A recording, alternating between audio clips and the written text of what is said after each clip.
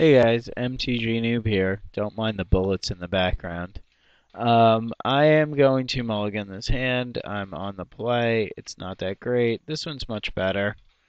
It's got a 2-drop, a 4-drop, so I think we're good. Okay, so we'll excuse the language. We're playing, I guess, against blue-black control, so I think it's more important to dump this shrine into play. Maybe playing against Esper control. But the thing is, Shrine of Loyal Legions is very good against them. It's one of those problematic cards for them where they, can't really deal with it if it gets pumped up enough. Okay, so we'll put a counter on that. We're going to try to slam Gather the Town Folks, Sorin. So we have an Oblivion Ring. This doesn't really do anything in this matchup. I mean, I'm sure he'll have a big creature, and then that'll be fine. Okay, I guess that's gonna resolve, and we'll pass the turn. Okay, probably think twice into his turn. Who knows? Okay, nope, just untaps. Okay, plays a third land. I honestly don't see how we try to play Sorin into either Dissipate or Mana Leak. Am, however, going to try to slam this Honor the Pure, just in case. Okay. Find that strange that that resolved, but who knows? Maybe he's got nothing at the moment brewing. So he'll, I guess, take 4, and then maybe he'll Alchemy here. Okay, the big card that's hard to deal with in this matchup for the black-white tokens player is Ratchet Bomb. Ratchet Bomb is really difficult for us to deal with for the simple fact that it just usually wipes your board. Okay, so he chucks an Increasing Confusion, a Negate, a Ponder, and an Alchemy. So he's not on a typical. Okay, he's not on a typical list here. I think he looks more tempo-y, fireball you out. And that's fine by us. Okay, he didn't have a counter last time. Um, I find it maybe a little bit odd that he would not have a counter in his hand. But I mean, there's nothing else we could really be doing. Put him to 14. I mean, I guess we could crack this end of turn, but that doesn't necessarily kill him. We're never going to get this through a mana leak anyway, or dissipate this late in the game, so let's just try it. If it sticks, it sticks. Awesome. If it doesn't stick, it doesn't stick. Okay, hopefully he gets through. Nope, he's tapping mana. Okay, so he probably had the dissipate last time around. But at least we put another counter on our shrine. Alright, he might silent depart our guy. Silent departure our guy with flashback. Which would be fine, but then we gotta wait a turn to really plop this down. We can always rip into something, but who knows. I think I'd rather try to get him at his end step completely as opposed to, partially get him. So we'll see what he does. We kind of don't mind if he uses his Drown Yard on us or gets us with Increasing Confusion for the simple fact that it'll possibly put Lingering Souls in our graveyard, which is a good thing. Okay, if we draw nothing, we're going to just attack for 2.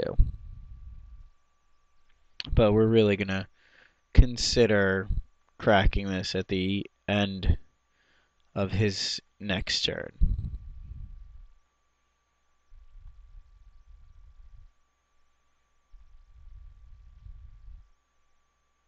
Okay, we're waiting for him. This chapel, it's so isolated. It's all creepy looking. Oh, look at that plains. Okay, he's tapping his man. I don't know what he's playing. Ooh, a Jace. That's a good one. See if he Jaces us. I'm gonna just O-ring that.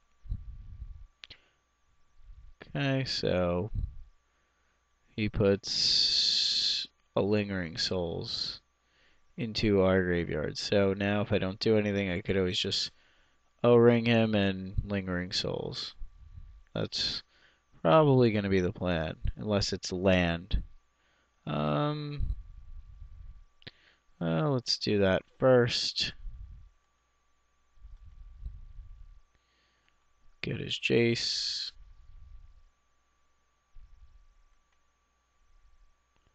And then we'll attack him for 2, and we'll flashback Lingering Souls. Or do we want to do a Doom Traveler? Does it really matter? I think Lingering Souls tokens are harder for him to deal with. It's 2 guys versus the 1 guy. So let's just do that. And we gotta remember that the shrine only makes 1/1 tokens at the moment unless we have an intangible virtue. But right now we only have an Honor the Peer. So even though these guys are getting the 1/1 buff, these tokens will not get that. Okay, so we used our Oblivion Ring to get his Jace. And then we're going to try to kill him over the course of this next turn. Hopefully he doesn't rip anything really spectacular. He did mill some pretty decent cards from our graveyard. So let's keep that open. Okay, got a Shrine, an Oblivion Ring. Both are go for the throats. So if he plays a creature here, it's a little bit hard. Alright, all he's got is Flashback Silent Departure. That's fine. Put him to 8. Play out a Doom Traveler. Then we'll crack this. Okay, so he's just tapping out for a mill strategy. That's fine. Whatever his prerogative is. Alright, we'll bash in for 4. Put him to 12. Put him to 8, excuse me. And then, end of his turn, we'll just make a bunch of tokens and try to kill him. Okay, and I will play out a Doom Traveler in case he decides to kill all of our stuff. Okay, so we're at 35 cards. He can Increasing Devotion us for 12 cards. I think we're going to be okay. He is tapping mana though. Okay, so he alchemies. Probably hoping to rip a Ratchet Bomb, which would be nice. Okay, tosses a Jace. Ooh, Sever the Bloodline's a good one. But right now, doesn't really matter because all of our guys are different guys, if that makes any sense. So end of turn, we're just going to make a ton of tokens, then we'll attack. And we should be able to get in there for 8 damage.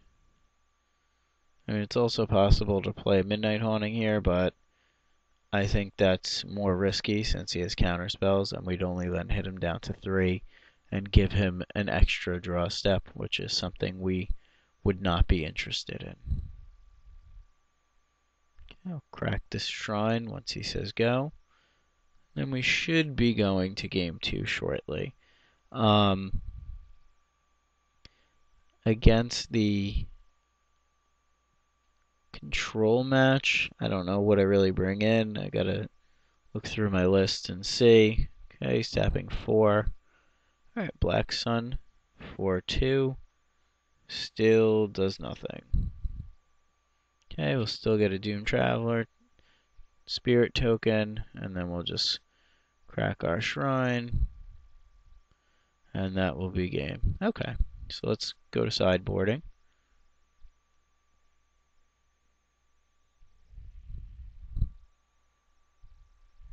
Alright, so what do we really have in this matchup?